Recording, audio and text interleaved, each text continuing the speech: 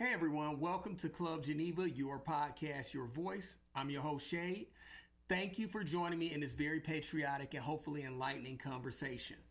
Many of us are not well versed in politics. We see these polarizing figures emerge and go at it on the world stage, and it's exciting to see, especially when these people have the ability to reach out to our hearts, our minds, and of course our bank accounts.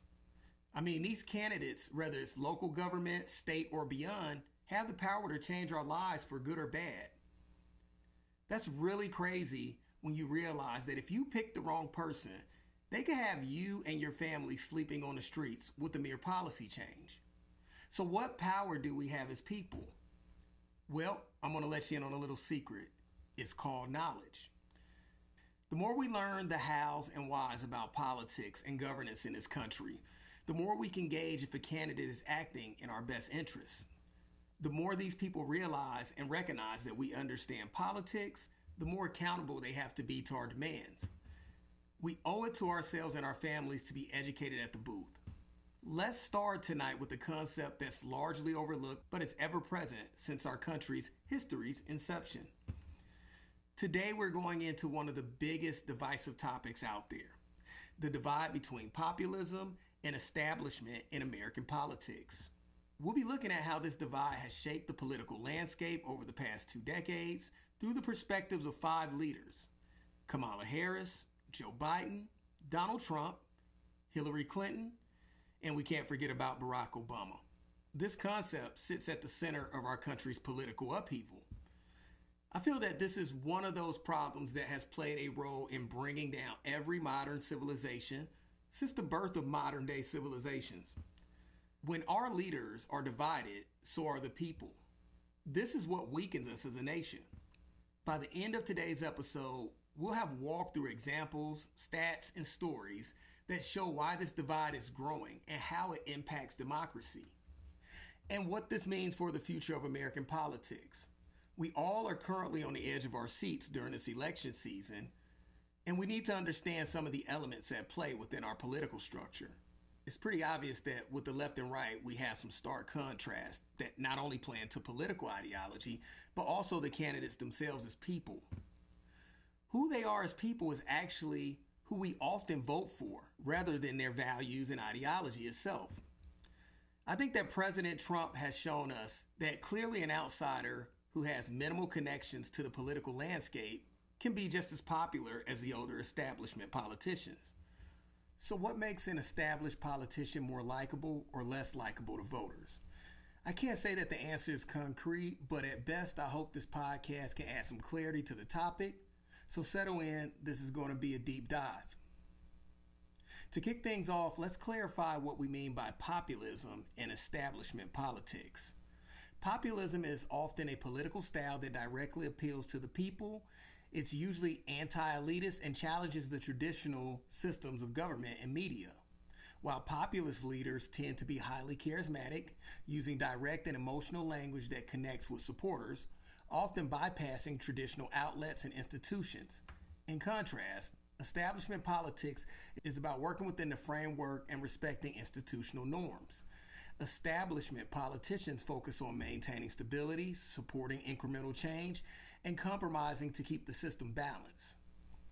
This tension between populism and establishment has been brewing for decades, but it really hit the boiling point in recent years.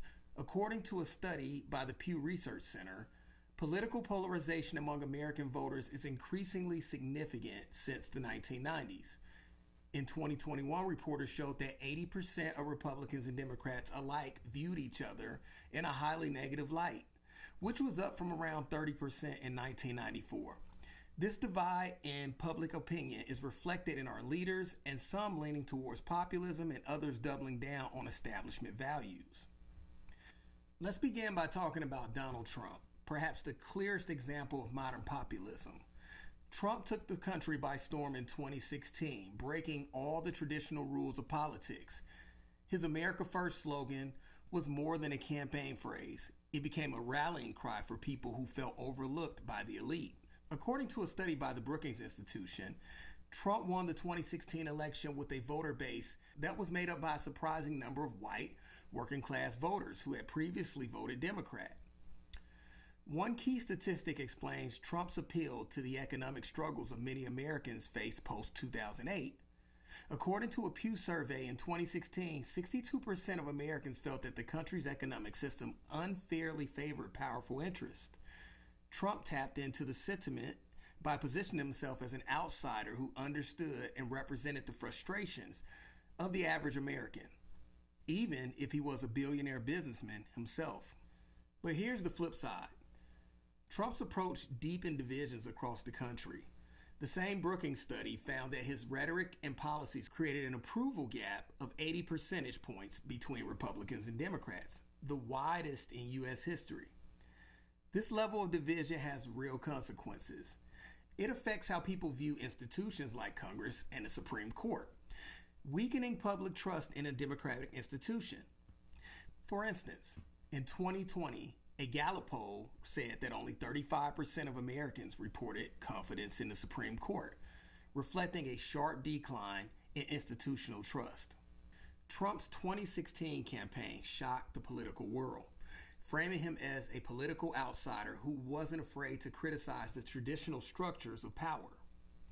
The MAGA movement had a substantial appeal to voters who believed that Washington was filled with corrupt elitism. Trump used a straightforward, often combative language to connect with voters who felt ignored by mainstream politicians. His slogans like "Drain the Swamp" tapped into the frustrations with Washington elites. His policies resonated deeply with seemingly disenfranchised voters who felt like immigration, trade deals, economic nationalism, the First and Second Amendment rights, abortion laws, and other issues that concerned them were being totally overlooked. Trump's rough and rogue style of business ignored the decorum typically expected of politicians, appealing to voters who were frustrated by politics as usual. His off-script speeches and tweets helped him appear more authentic and relatable. He's quite entertaining if you remove the politics from the equation. Everything he says and does is a highlight reel. So he not only has his base to thank, he has the opposition as well for continuously leaning into the context of his actions. Also, many of his supporters felt alienated by the changes in American culture and viewed Trump as a defender of the traditional values. For decades, some American communities, especially in the Rust Belt, experienced job losses and economic downturns. Trump tapped into these economic grievances, blaming trade deals and globalization and promising to bring jobs back. Trump's criticism of fake news fed into the already growing distrust of mainstream media, which many believe was biased. This strengthened his image as an anti-establishment figure standing against powerful media institutions. Initially an outsider, Trump's populist movement transformed into a significant force within the Republican Party. He literally reshaped the party and influenced other politicians to adopt similar anti-establishment messages by force. Many of these Republican Party's long-term politicians were forced into political exile by not conforming to his brand of hard-hitting, take-no-prisoner politics and anti-establishment followers. His ongoing rallies and media presence kept his base and his colleagues in the Republican Party loyal. Regardless of how you feel about him and his antics, his movement is not going anywhere. There are no draws in politics. He's clearly going to continue his upwards winning streak. Now, let's move to Joe Biden, a figure who represents the establishment through and through. Biden's political career spans over 50 years, from his days in the Senate to his tenure as vice president under Obama. His message during the 2020 election was about healing and unity. He promised to bring America together after years of polarization. His approach reflects an establishment politics mindset, a belief in working with the system to achieve gradual, inclusive progress. The numbers bear out Biden's efforts at bipartisanship. Within his first year, he invited more Republican lawmakers to the White House than recent Democratic presidents. According to 538, Biden's approval ratings among independents fluctuated, largely depending on his ability to reach bipartisan goals. But despite these efforts, his administration faced pushbacks from both sides. The more progressive wing of the Democratic Party felt Biden wasn't pushing hard enough on issues like climate change and healthcare reform, while conservatives view his policies as too liberal. Consider the American Rescue Plan, a $1.9 trillion stimulus bill Biden passed in early 2021 to help Americans recover from the pandemic. According to the Congressional Budget Office, the plan was projected to cut child poverty by nearly half that year. But it also sparked debates about government spending and inflation, especially among Republicans who felt it was excessive. This back and forth showed how Biden's attempt to meet the middle often forced him to navigate complex and sometimes opposing pressures. One of Biden's main goals was to restore a sense of stability and trust in government, especially after the Trump era. His messaging was focused on restoring the soul of America, and he's going back to more traditional norms of diplomacy and governance. Unlike Trump's America First stance, Biden's focus on rebuilding international alliances and emphasizing on diplomacy. His foreign policy approach, for instance, is more collaborative, and he's made it clear that partnerships on issues like climate and security are essentially to his vision. But Biden's establishment credentials come with their own set of challenges. There's a growing populist sentiment in the country that does not see establishment figures as champions of the people. We're seeing that pushback not only from the right, but also from the left, where many view him as part of the system that resisted big changes. So what's the legacy here? Biden's presidency is almost a test of how well establishment politics can hold up in a time when distrust in traditional systems is high. He's tried to reinforce the resilience of American institutions, working to protect democratic processes in a polarized era. His deep ties to the establishment have helped him achieve the critical wins, but they are also limited to his appeal among those who feel that the system doesn't work for them anymore. It's a bit of a double-edged sword. So let's talk about Kamala Harris next. Harris is a blend of populist appeal and establishment politics. Her background as a prosecutor, California's attorney general, and a senator means she has an extensive experience with the system. But she also brings an outsider perspective on social justice issues, often speaking on behalf of marginalized communities. Her historic role as the first female Black and South Asian vice president makes her a trailblazer. Harris has focused on issues like criminal justice reform, which appeal to progressive voters, yet she's also faced criticism for her prosecutorial record, particularly on matters of sentencing and police reform. This tension reflects the common challenge in today's politics, trying to appeal to a broad base while maintaining a specific ideological stance. Harris, for example, advocated for the George Floyd Justice and Policing Act, which aims to address police reform. However, despite wide public support for some aspects of the bill, it's been stalled in Congress due to partisan divides. According to a 2021 Harvard CAPS Harris poll, 72% of Americans support police reform, yet there's still no consensus on what that reform should look like. This gap highlights how politicians like Harris are stuck between a growing demand for change. Kamala Harris is generally seen as more of an establishment politician than a populist. Here's why. 1. Background and political careers. Harris's rise in politics has followed a traditional establishment path. She served as a district attorney in San Francisco, then as an attorney general in California, and later as a senator before becoming vice president. Each of these roles positioned her within the established structure and required navigating political institutions, which aligns more with establishment politics. Part 2 is policy focus and approach. Harris often supports policies that reflect mainstream democratic values, balancing progressive goals with moderate incremental approaches. Although she embraces progressive stances on issues like climate change, racial justice, and healthcare, her methods are generally geared towards working with the system rather than disrupting it entirely. 3. Alliances with Biden and the Democratic leadership. As vice president, Harris worked closely with President Biden, who is deeply rooted in establishment politics. Her role in the administration reinforces her as a part of traditional democratic structures, committed to governing through institutional channels and consensus building. 4. Mixed perception.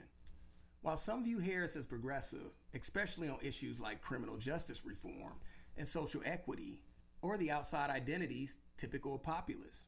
Instead, she usually advocates for change through policy and legislative processes, rather than through sweeping or polarizing statements that rally against elites or established power structures. To make the case for Kamala being a part of the established politics, let's start with the slogan itself, "For the people." This phrase is rooted in Harris's career as a prosecutor. The slogan has dual meaning. It conveys her desire to work for the American public, but also grounds her in the idea of justice and accountability. "For the People" draws on Harris's experience in public service, especially in law enforcement and governance. Unlike more radical slogans that aim to disrupt or overthrow the system, hers speaks to working within it to deliver justice. It's a subtle yet powerful nod to her establishment credentials, showing her as someone who believes in government's ability to serve and protect people.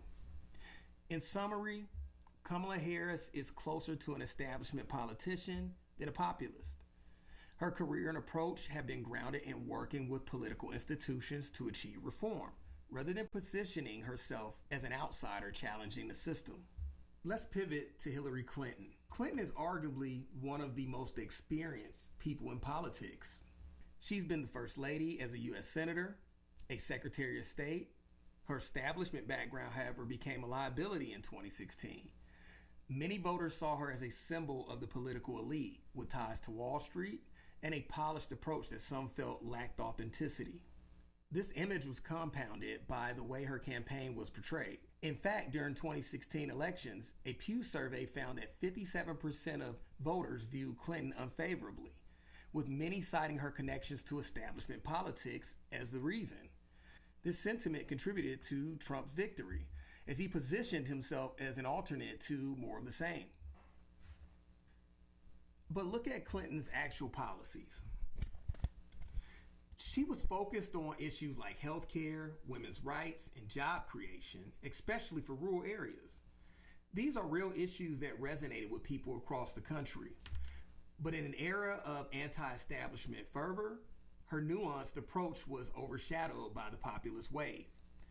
Clinton's experience and reputation became her Achilles heel as voters leaned towards a candidate who promised to shake things up. Finally, let's look at Barack Obama, who in some ways bridges populism and establishment politics. Obama's 2008 campaign slogan, "Hope and Change," was a populist message that inspired millions, particularly young and minority voters. According to the U.S. Census Bureau, youth voter turnout increased by over 2 million from 2004 to 2008. However, once in office, Obama governed more as an establishment leader, choosing pragmatism over radical change. His signature achievement, the Affordable Care Act, aimed to expand health care access to millions, but faced intense opposition. While ACA was projected to reduce the number of uninsured Americans by 32 million, according to the Congressional Budget Office, it also became a lightning rod for political division. By the end of his presidency, Obama's approval rating among Republicans had dropped to a mere 15%, underscoring how polarized the country had become. Obama's attempts to bridge the divide showed the limits of establishment politics in an era of heightened partisanship. Even though he tried to reach across the aisle, the political climate made it nearly impossible. His presidency reflects the challenges of balancing a unifying message with governing in a polarized environment. So what does that all mean for democracy?